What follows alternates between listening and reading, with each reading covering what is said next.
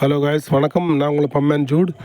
நம்ம கன்னியாகுமரி மாவட்டம் நித்திரவளை இந்த லிக்காசான ஒரு கடை இருக்குது. அந்த கடையில் வருங்க, என்ஜாய் பண்ணுங்கள். ஃபுட்டு வந்து சூப்பராக இருக்குது.